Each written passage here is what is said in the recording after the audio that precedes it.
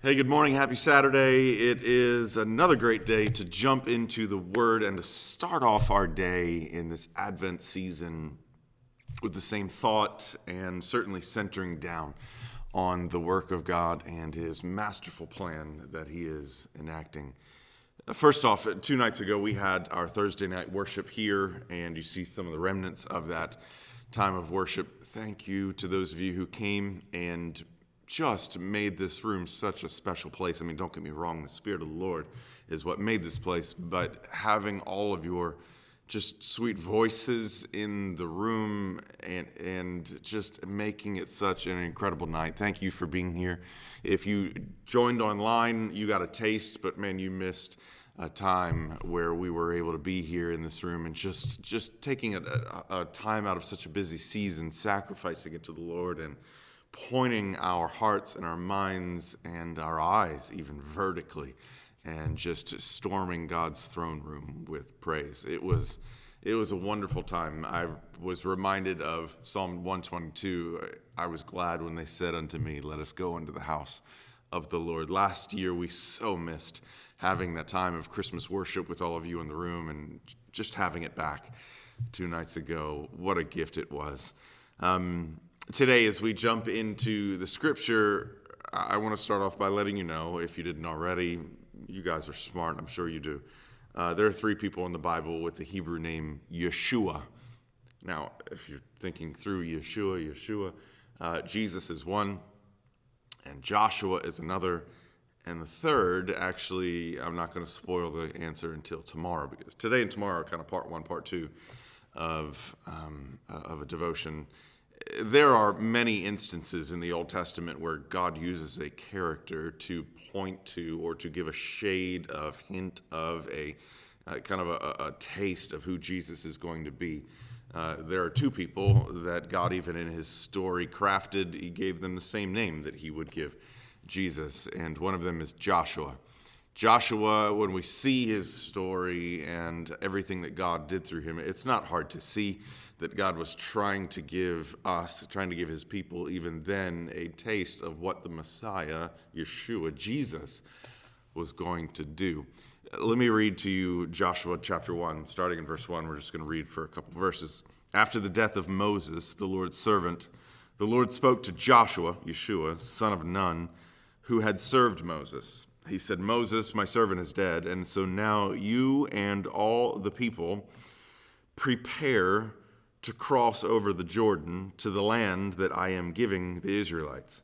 I've given you every place where the sole of your foot treads, just as I promised Moses. Your territory will be from the wilderness of Lebanon to the great Euphrates, to the land of the Hittites, and west to the Mediterranean Sea.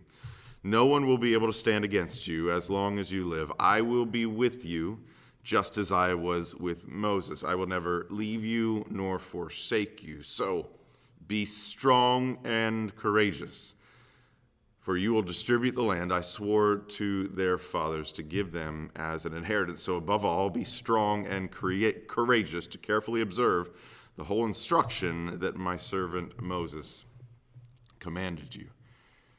Joshua was the one who took over for Moses. Moses died, and God is now giving Joshua here commands. And because of Moses' sin, because of his decisions that he made, and then the decisions of God afterwards, the punishments of God afterwards, Moses and his generation were not allowed to come into the promised land. But Joshua was the one who was leading them across the Jordan into Canaan, into the promised land.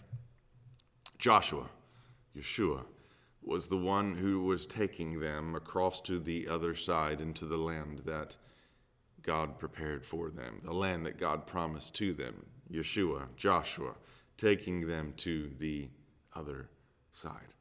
A picture, a foretaste of Jesus, of what he is doing, did, and will do to take us to the other side.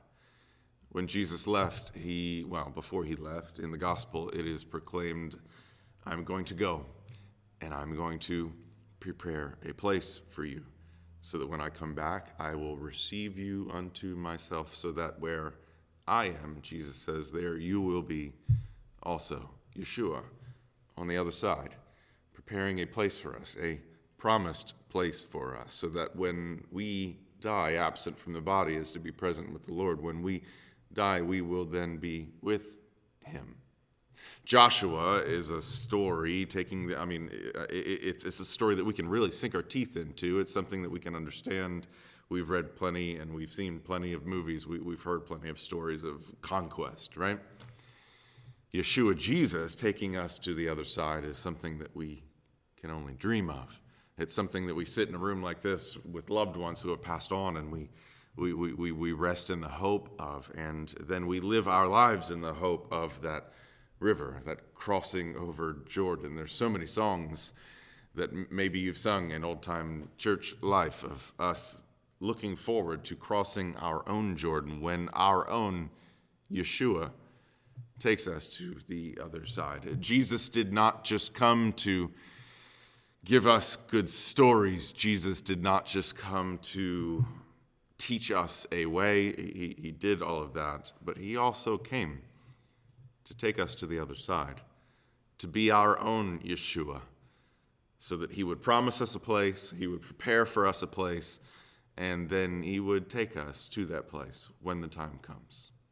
And for that I say, what a gift. Follow you or our mine. Follow Yeshua today. We'll see you tomorrow.